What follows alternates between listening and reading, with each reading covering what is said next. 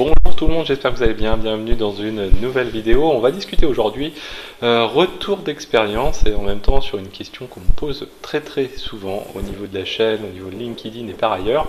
La question qui revient très souvent, c'est est-ce que l'on doit passer des certifications? Alors je vous propose qu'on fasse un petit tour ensemble, des pour et des contre, sachant que j'ai un avis assez tranché sur la question, mais je vais essayer de ne pas vous le faire transparaître dans cette petite analyse. Allez, à tout de suite. Alors c'est parti, donc du coup les certifications, ça peut être très bien quelque chose. Alors c'est parti, donc les certifications ça peut être à la fois soit quelque chose de très important dans le cadre où on évolue ou absolument pas du tout. Alors ça c'est valable à la fois dans le cadre professionnel dans lequel on est, dans l'entreprise dans laquelle on se situe. Il va y avoir des entreprises plus propices à avoir la nécessité d'avoir une certification, ou en tout cas qui vont les mettre en valeur et auxquelles ça va apporter une forte plus-value, ou si ce n'est pas la société, ça peut être vous, suivant votre cursus, c'est-à-dire si vous êtes par exemple autodidacte, si vous êtes en reconversion, eh bien les certifications également peuvent avoir un rôle à jouer, ou pas du tout, ça dépend vraiment des choses. Alors on va se faire un petit tableau tranquille. Et on va se dire avantages, inconvénients, en tout cas des certifications. Donc avantages, tranquille, avantages, voilà, comme ceci. Et derrière, alors ce qu'il ne faut pas comprendre derrière, c'est de se dire c'est pour ou c'est contre. C'est pas aussi simple que ça, c'est vraiment à prendre en compte suivant les... on va se le faire comme ça, inconvénient. C'est vraiment à prendre en compte en fonction du cadre, de l'ensemble des paramètres, c'est-à-dire à la fois les paramètres personnels et à la fois des paramètres professionnels qui sont nécessaires. Moi, à titre perso, comme je vous disais, j'ai un avis, je suis assez contre, globalement, dans mon cas de figure à titre personnel, c'est-à-dire par rapport à ma carrière, par rapport aux entreprises que je recherche, je suis contre.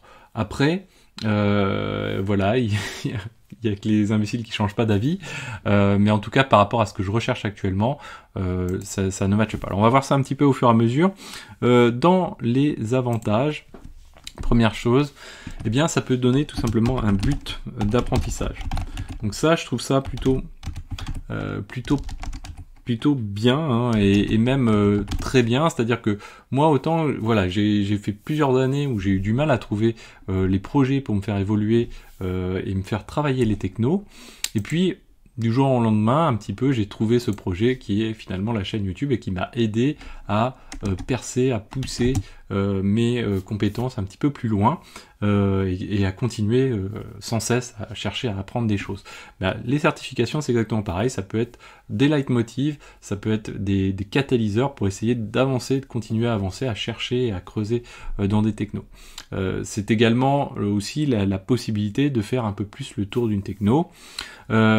C'est donc très souvent, c'est très intéressant quand on va travailler dans souvent deux cas de figure plus intéressants, soit en SS2I, ou soit en freelance. Donc ça, c'est quelque chose qui est important. Pourquoi? Parce que dans ces deux cas de figure-là, souvent, on va demander à la personne de se vendre vis-à-vis d'un client, que ce soit le freelance ou la SS2I. Alors le freelance, ça peut être plus modéré parce que généralement un freelance, on attend de lui de l'expertise, et s'il a suffisamment d'historique, il va pouvoir démontrer son expertise très rapidement sans avoir besoin de démontrer qu'il a utilisé certaines certifications ou pas. Et avec l'émergence du cloud, c'est vrai que certaines certifications deviennent quasiment, je dirais pas incontournable, mais en tout cas un petit peu nécessaire. Pour les SS2I, c'est exactement la même chose. C'est des arguments supplémentaires pour pouvoir vous vendre, pour pouvoir facturer plus aux clients. Voilà, c'est un fait, c'est comme ça. Ça permet donc de faire le tour d'une techno.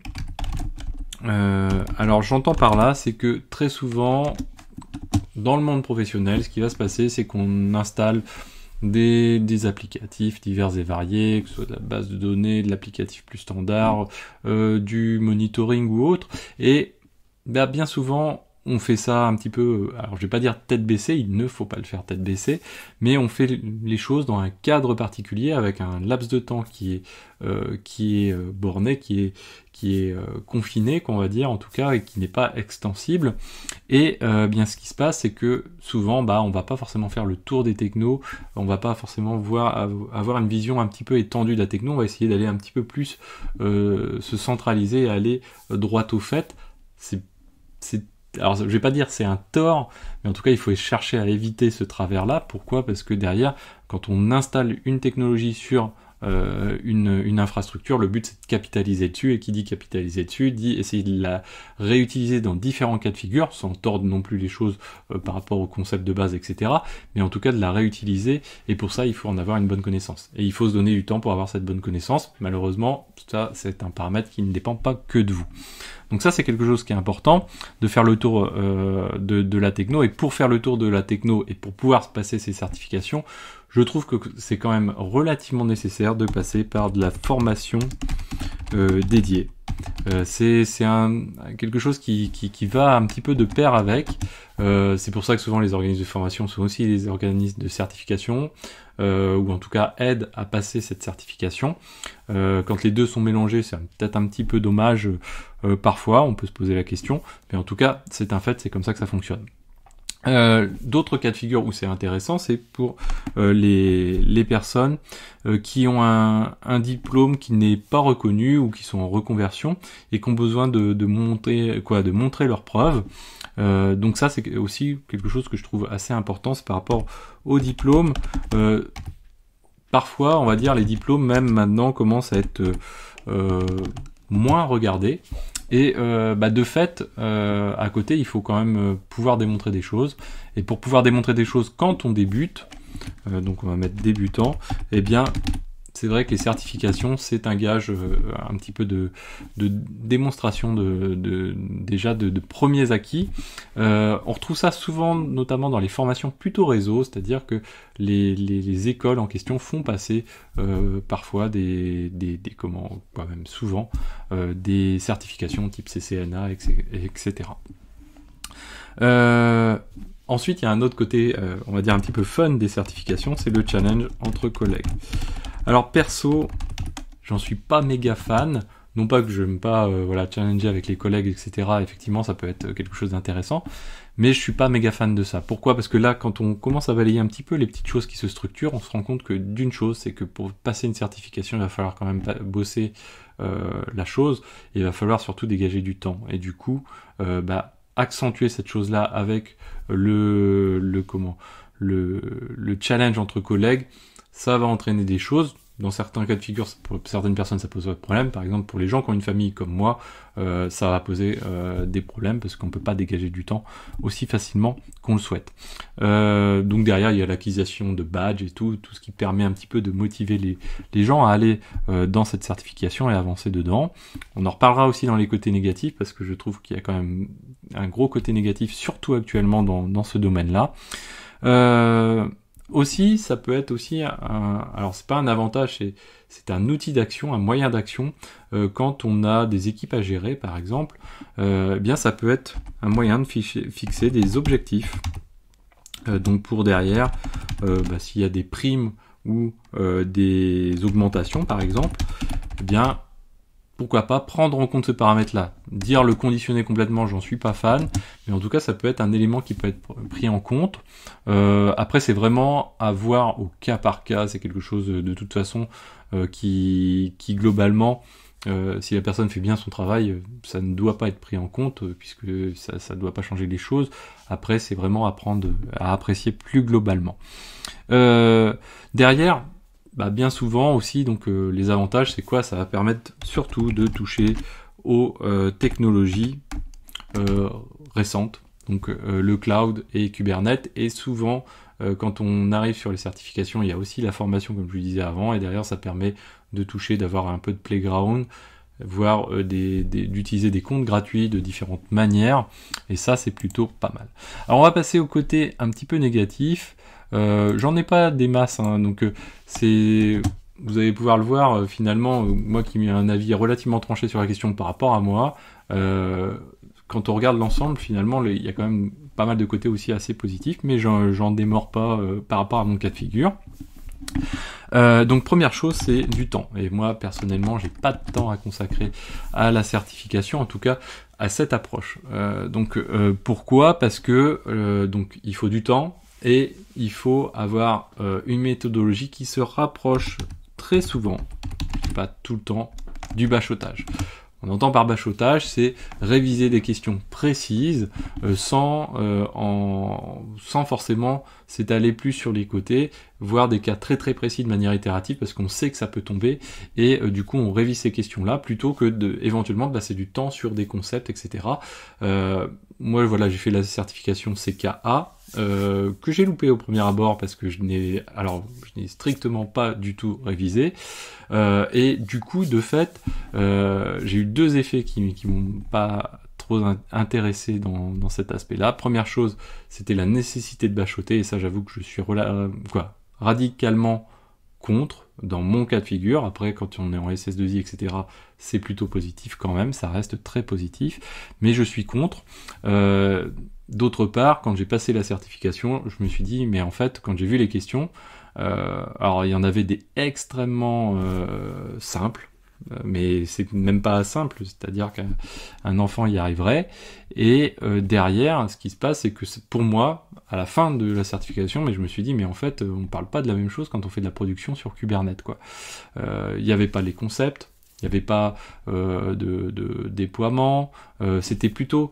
on essaye de faire passer plein de choses diverses et variées qui n'ont pas forcément de sens les unes avec les autres. Alors tant mieux dans certains cas, mais je trouve que c'est tant pis dans d'autres cas. Vaut mieux laisser, j'aurais préféré qu'ils laissent du temps à faire quelque chose, mais qu'on le fasse de bout en bout.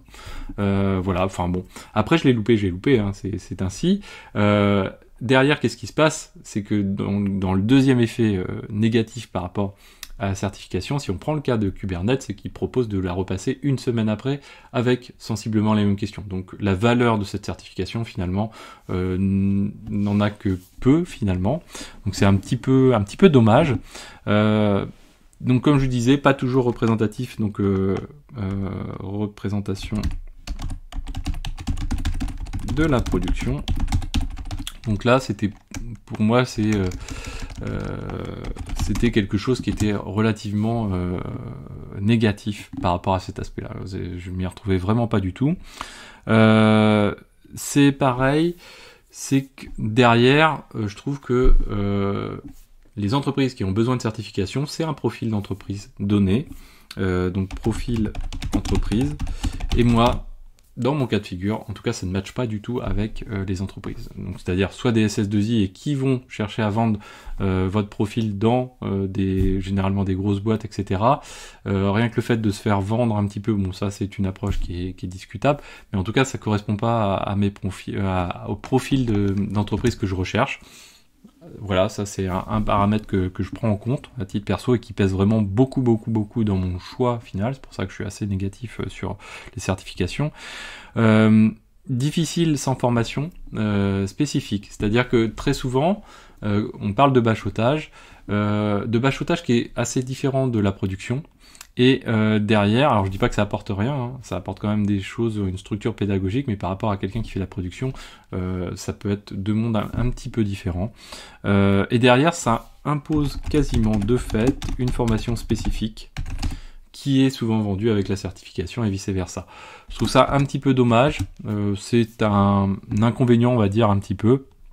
Et par ailleurs, ce qui est dommage, c'est qu'en fait, souvent l'approche n'est pas faite avec un périmètre trop large. C'est-à-dire qu'on va prendre un outil, on va essayer de former à l'outil le plus vite possible et sur une couche relativement superficielle, et on va pas partir dans des choses relativement profondes qu'il va falloir acquérir par la suite, mais bien naturellement, puisqu'en fait, on peut pas tout apprendre non plus dans une formation. Après, d'un point de vue carrière, c'est quand même difficile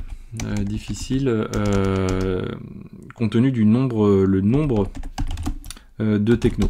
Et ouais, quand on touche à beaucoup de techno, avoir des certifications, c'est relativement, d'une part, coûteux en temps, coûteux en argent, et également, derrière, ça va pas permettre de travailler telle ou telle techno dans la même profondeur que les autres. Donc ça, c'est pas évident. Néanmoins, je pense que les certifications dans le cloud et Kubernetes, par exemple, sont des choses qui sont structurantes parce que c'est, on va dire, un petit peu du fondamental. Et donc derrière, on peut faire passer d'autres technos un petit peu plus en retrait. Néanmoins, il faudra quand même les creuser. Après, chaque techno lance bientôt ses certifications. Hein. Il y a un aspect commercial très très fort à l'heure actuelle sur les certifications. Le but, c'est pas forcément de gager un niveau des gens qui ont réussi la certification, c'est plus l'aspect communication. Hein. En fait, toute personne qui partage son badge sur les réseaux sociaux fait un coup de pub pour la CK, fait un coup de pub pour le cloud donné, etc. Donc c'est un coup de pub vraiment donné. Certains pourraient dire Kubernetes, oui, c'est pas un coup de pub pour Kubernetes, c'est un coup de pub juste pour Kubernetes. Bah non, pas que Kubernetes, parce que généralement on associe le cloud avec, etc. Ça, j'en avais déjà un petit peu parlé. Donc derrière, il y a quand même un aspect commercial qui est extrêmement fort, et toute personne qui le passe, sauf moi, l'obtient. Donc en fait, après on se retrouve un petit peu avec ce qui se passe au niveau du bac, par exemple, c'est que tout le monde finit par l'avoir, et un diplôme que tout le monde a finalement, avec relativement une certaine facilité, ça fait perdre un petit peu de la valeur du diplôme en question. Hein. Donc on peut se poser un petit peu de questions par rapport à ça. Voilà, donc il y a le côté commercial de la certification qui est, moi je trouve que c'est quand même quelque chose d'assez énorme. Parce on joue sur alors c'est pas la gamification, mais quasiment sur l'aspect jeu, c'est-à-dire concurrence entre les personnes, les personnes concernées. Et derrière, on essaye de pousser les choses comme ça, on essaye de montrer que c'est une norme, et on fait en sorte que les gens du coup rentrent dans ce moule-là et adhèrent à ce concept global. Donc vous voyez, bon, moi je suis assez négatif globalement sur les certifications, plus sur le concept de base, on va dire un petit peu de la certification. Je sais pas si vous arrivez à comprendre un petit peu ce que je veux dire par là. Il y a l'aspect commercial de cette certification. Hein, c'est pas juste vendre la certification, c'est l'impact derrière. C'est-à-dire que le fait que les gens vont partager ça à grande échelle vont faire de la pub finalement gratuite pour ça. C'est un petit peu particulier finalement. Voilà, donc après, il y a l'aspect production, je trouve qu'on s'en décale relativement. Et des fois, certaines certifications sont vraiment extrêmement légères. Et dans les entreprises, sur certaines technologies, ce qu'il faut bien comprendre, c'est que des fois, certaines technologies, on les prend vraiment sur un périmètre relativement restreint, et par contre très en profondeur, alors qu'une certification va prendre vraiment la partie superficielle et l'ensemble, ce qui est un atout assez important dans certains cas de figure. Par contre, dans d'autres cas de figure, si on est très vertical, là, la certification va finalement apporter peu de choses. Donc c'est vraiment à doser au cas de figure. Voilà, donc on a fait le tour de cette question vis-à-vis de ce que j'en pensais. C'est juste mon retour d'expérience personnelle, c'est juste mon avis personnel. Comme je vous dis, c'est vraiment à chacun un petit peu de se calquer et de se peser les éléments. J'espère que cette vidéo vous a plu, n'hésitez pas à la partager, à mettre des pouces bleus, à commenter, à vous abonner. Et si vous voulez soutenir la chaîne, cliquez sur rejoindre si vous voulez soutenir mon travail également. Voilà, ciao!